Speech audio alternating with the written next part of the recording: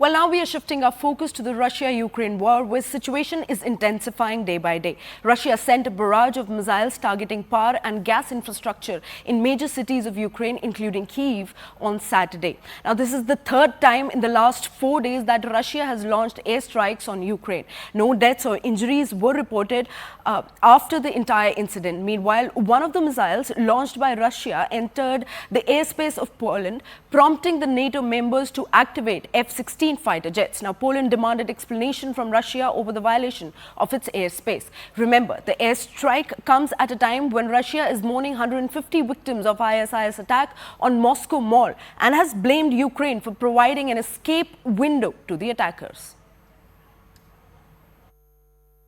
Ще одне, те, що сталося вчора в Москві. Очевидно, і Путін, і інші покидьки просто намагаються звалити все це на когось іншого.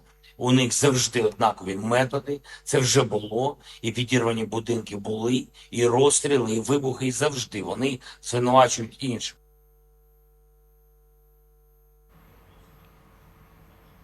Well, CNN News 18's Siddhant Mishra spoke to Rory, chief presenter RT International, about the Russian attacks on Ukraine. This is what he had to say. Let's take a look.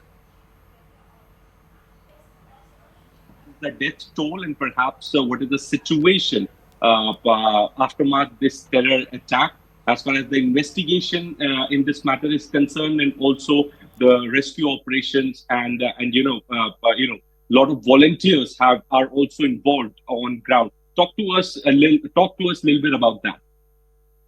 Well, first and foremost, I'd like to say thank you very much for your well wishes and your condolences here. Russia and India share a very old friendship and now a very strategic partnership. So I appreciate your kind words there.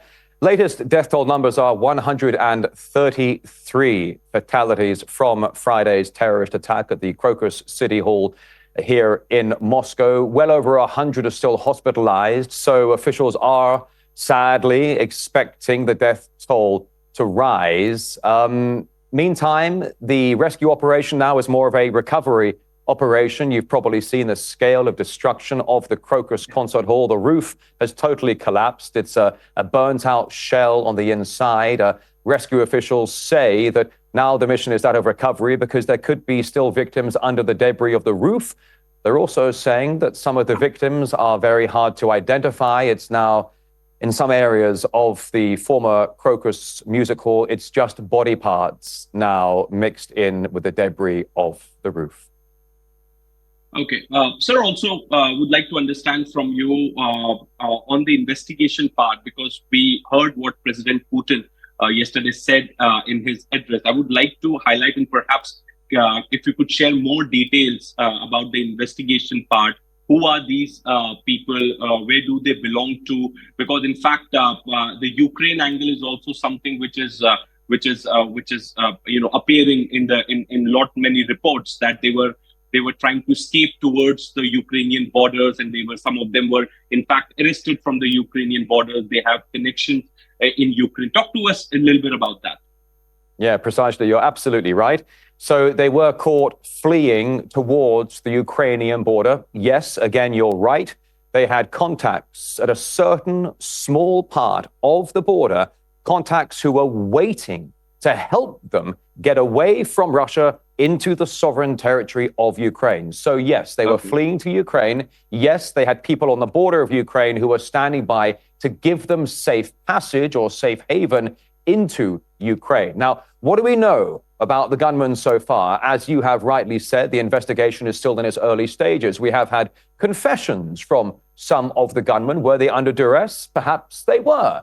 However, they have admitted that they were paid to kill. It was murder for money.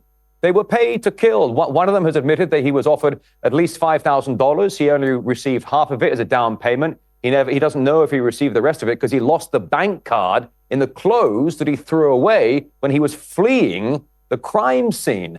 Now, I know out of Washington, within the first couple of hours of this terror attack happening, Washington immediately said, oh, it's definitely not Ukraine. It's definitely ISIS-K. Yes. They pushed this narrative immediately that it's not Ukraine, that it is ISIS. I mean, I don't know how Washington knew that so quickly.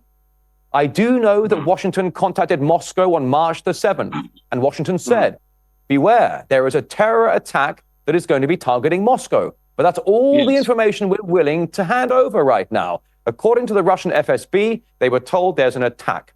There's an attack coming, but they were not given any details whatsoever as to how this would take its form.